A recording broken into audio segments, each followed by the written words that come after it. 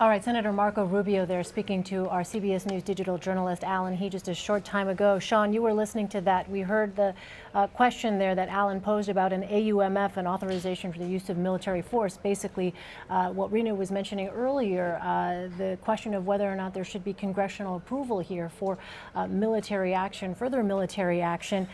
We should note that even as we were listening to that, we were also getting reaction from other lawmakers as well. In fact, a statement by Senator John McCain and Lindsey Graham essentially praising the decision that the president made to go ahead and carry out this strike. But at one point in this statement, I want to just read this, Sean, for you and get your take on this.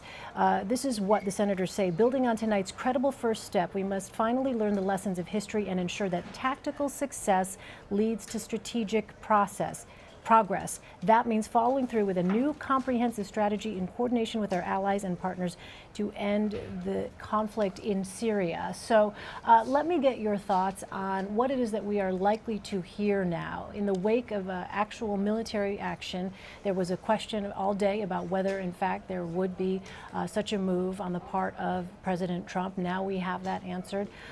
What is next here for those lawmakers who supported this decision, but who also may be looking at perhaps whether there needs to be congressional involvement for further escalation if it comes to that in Syria?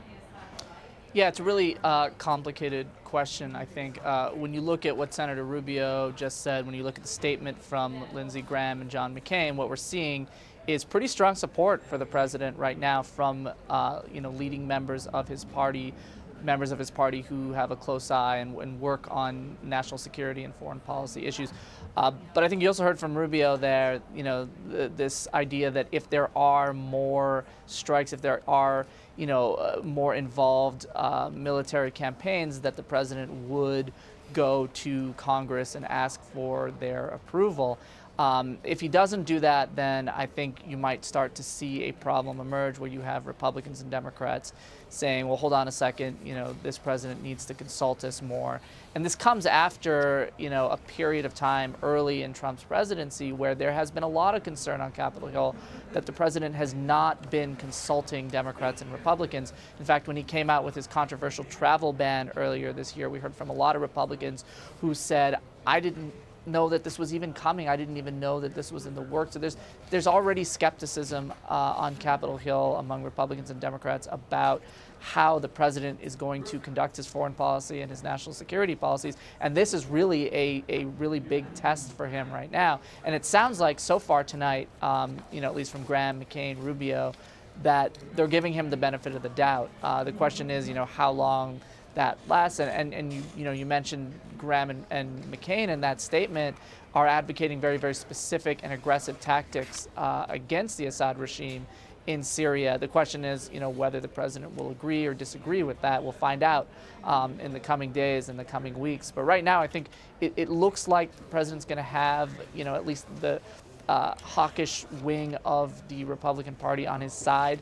The question is, where he goes from here, what, if anything, more he decides to do militarily in Syria, and then what members of Congress on Capitol Hill are going to say, and how much they are going to demand that Congress have an input in the discussion about, what should be done in Syria. Sean, I was really struck this morning when I read your newspaper, The Washington Post, and a dispatch from Louisa Lovelock and Zachariah in Beirut, and they spoke to a mom, and this mother said, I'm sorry, my son died yesterday. I have nothing left to say to the world. If the world wanted to stop this, they would have done so by now. One more chemical attack in a town the world hasn't heard of won't change anything. Do you have a sense that the folks in Congress are thinking of more aggressive action, possibly a no-fly zone? I think that's a possibility. I think one thing that I'm sensing is that a lot of them are looking at these reports. A lot of them are looking at these dispatches and these images that we're seeing of the impact of this attack and saying, look, the United States needs to do something. The world needs to do something. We can't just sit here. I think it's striking a lot of lawmakers in a deeply personal way. And I think that's why we're sort of seeing them speak out on this. We'll see in the coming days what lawmakers are going to advocate. There's probably going to be a debate about this. There's almost certainly not going to be, total unanimity about what needs to happen. The question is, for the president, how much support he can count on from his party at a time when he's alienated himself from his party in a lot of ways. But again, if tonight is an early indication, when you hear from John McCain and Lindsey Graham and Marco Rubio, and let's remember, these are three Republicans who have been pretty openly critical of this president's foreign policy when they've disagreed with him, and they were pretty critical of him during the campaign where they disagreed with him. So for them to be on his side tonight and essentially be applauding his actions and saying, hey, we're on board with this, I think, is a sign that he could have a lot of support.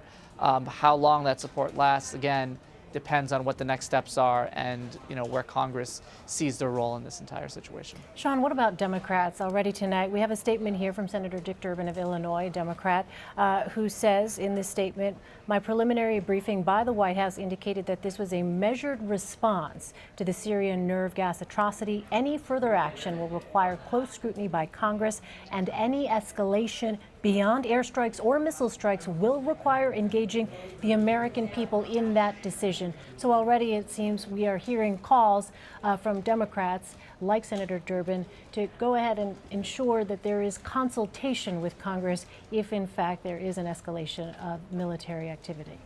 Absolutely. I think what you hear in that statement is essentially a warning to the president saying, look, if you're going to go beyond this, if you're going to go further, you need to talk to Congress. You need to involve us in this situation. You need to get our input. And I think we're going to hear more lawmakers in both parties probably say that, or some version of that as time goes on, especially if there are other actions that are taken in Syria. And the question for this administration is, what their relationship, what their working relationship is like with members of Congress. There have been some really, really, really rocky patches. We talked about the travel ban earlier. That's something that I think really, really kind of deeply upset the relationship between Trump and Congress, not just Democrats, but again, Republicans who were caught off guard by that. This will be a test of how that working relationship can function right now, how Trump's top aides at the White House can work with congressional leaders, and whether they can be on the same page when it comes to how the United States is dealing with Syria, or whether there will be really, really big disagreements coming. And that's what we're going to find out soon, I think. All right, Sean Sullivan with the Washington Post. Sean, thanks very much for your insight. Really appreciate it. My pleasure.